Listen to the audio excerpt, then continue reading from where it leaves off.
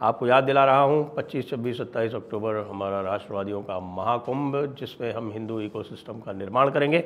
उसके लिए हमारा जो क्राउड फंडिंग चल रहा है वो अत्यंत सफल है। आप लोगों की अनुकंपा से 63% उसमें अभी योगदान आ गया है। आप सभी से अनुरोध है, कृपया इस योगदान को शीघ्र 100% करें।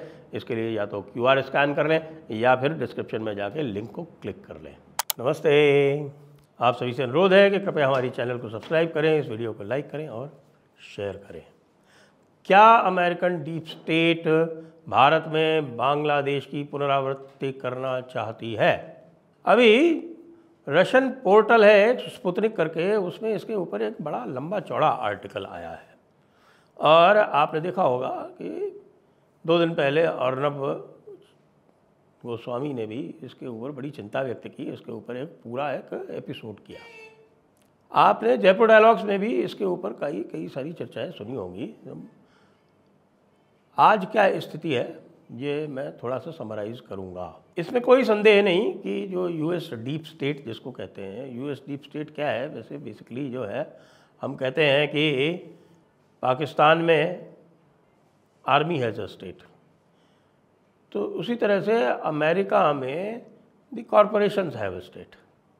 और वो कॉरपोरेशंस जो हैं वो उनके अलग अलग जो हित जो हैं वो लॉन्ग टर्म अपना सोचते हैं और लॉन्ग टर्म के हिसाब से अपनी स्ट्रैटेजी बनाते हैं। और उनका जो लॉन्ग टर्म इंटरेस्ट ये है कि वो किसी भी तरह से जो उनका होल्ड है अमेरिका के ऊपर वो बना रहे और अमेरिका का होल्ड जो वर्ल्ड ऑर्डर पे है वो बना रहे, क्योंकि ये अमेरिका को यूज़ करके, अमेरिकन स्टेट को यूज़ करके वे अपने जो प्रॉफिट्स है वो लगातार बढ़ाते रहे।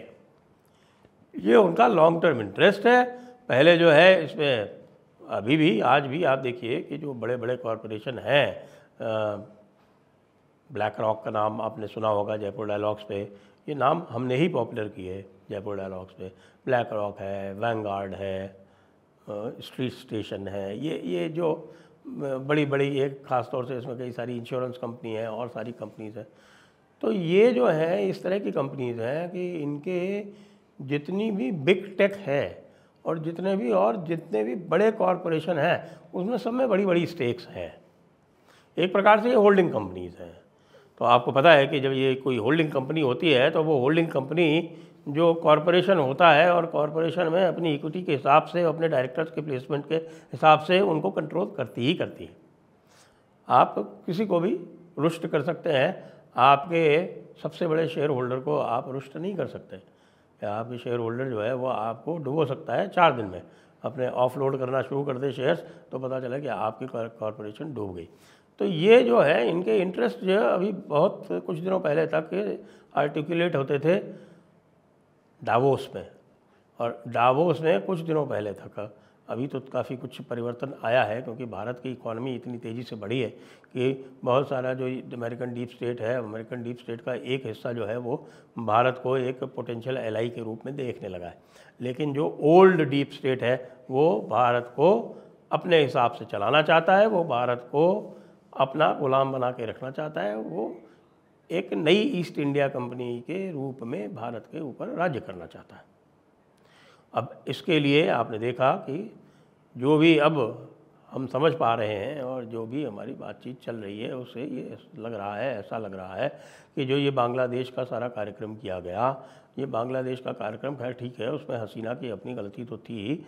हसीना को भारतीय इंटेलिजेंस ने भी वार्न किया था कि इसको इतना हल्के से ना लें, लेकिन हसीना ने नहीं सुनी। इसी प्रकार आप ध्यान करें कि मुजीबुर रहमान 1974 में जब उनकी हत्या हुई थी तो उसके पहले जो रॉ के चीफ थे हमारे RN काव, वो स्वयं गए थे, 2 बार मिले थे मुजीबुर रहमान से। उनसे कहा था कि भाई आपकी मिलिट्री में कुछ लोग हैं जो आपको असैसिनेट करना चाहते हैं। उन्होंने इस पर ध्यान नहीं दिया और इन द एंड क्या हुआ? He was assassinated.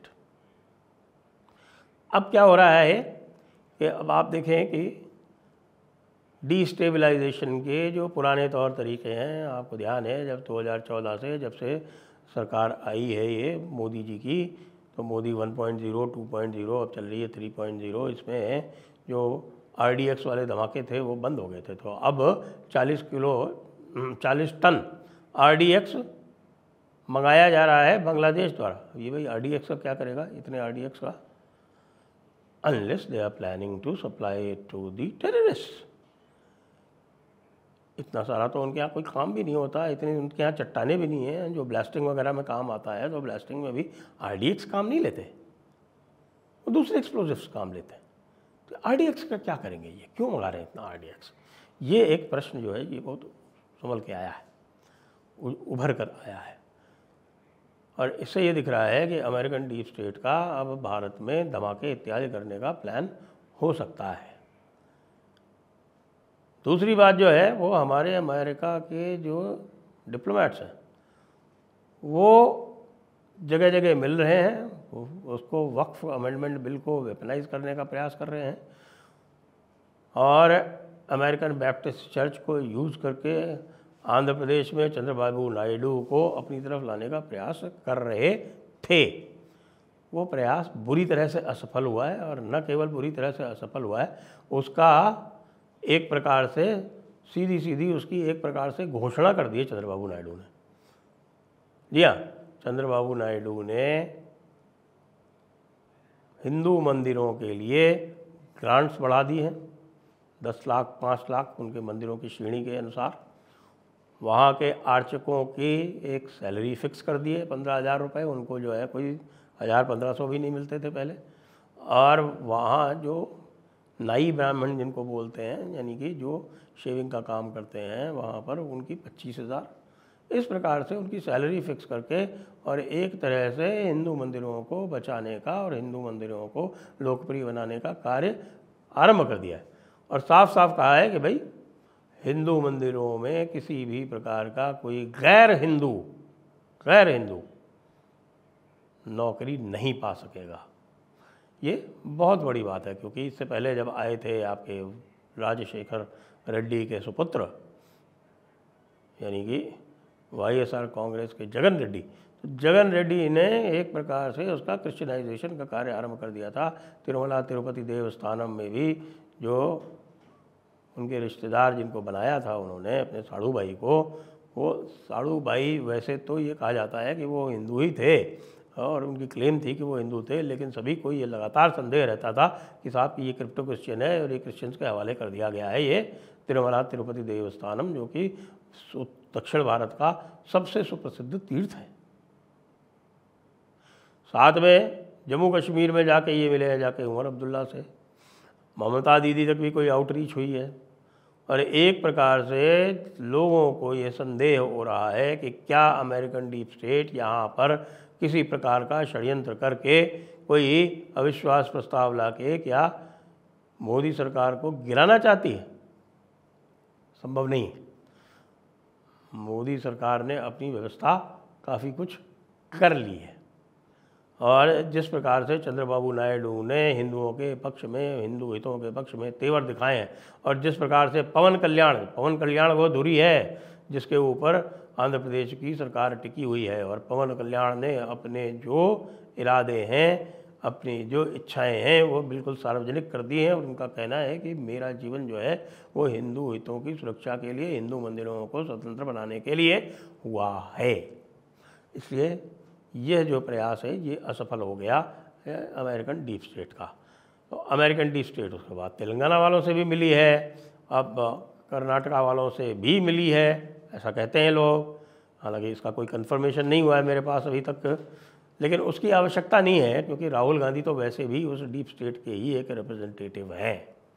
और वो डीप स्टेट के रिप्रेजेंटेटिव कैसे हैं, वो सीधे सीधे जो हमारे मित्र बांग्लादेश वाले सलाहुद्दीन शोएब चौधरी के जो लगातार खुलासे हो रहे हैं राहुल गांधी के बारे में, उससे बिल्कुल पूर्णतः स्पष्ट है कि राहुल गांधी जो हैं वो डीप स्टेट के यहाँ भारत में प्रतिनिधि हैं। तो अब ये क्या कर पाएंगे? मुझे लग नहीं रहा है कि ये कुछ कर पाएंगे,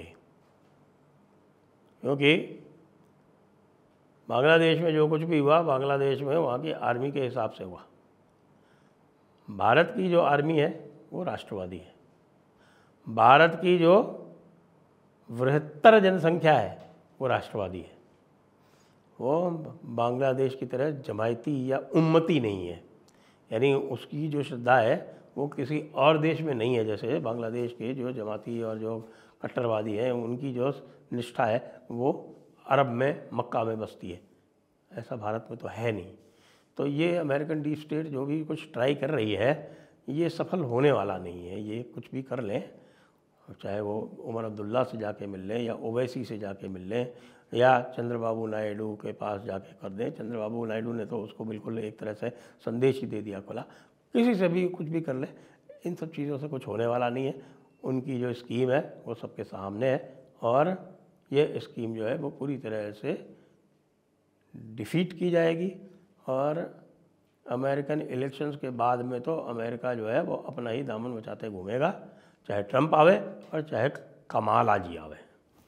जय हिंद, जय भारत, वंदे मातरम।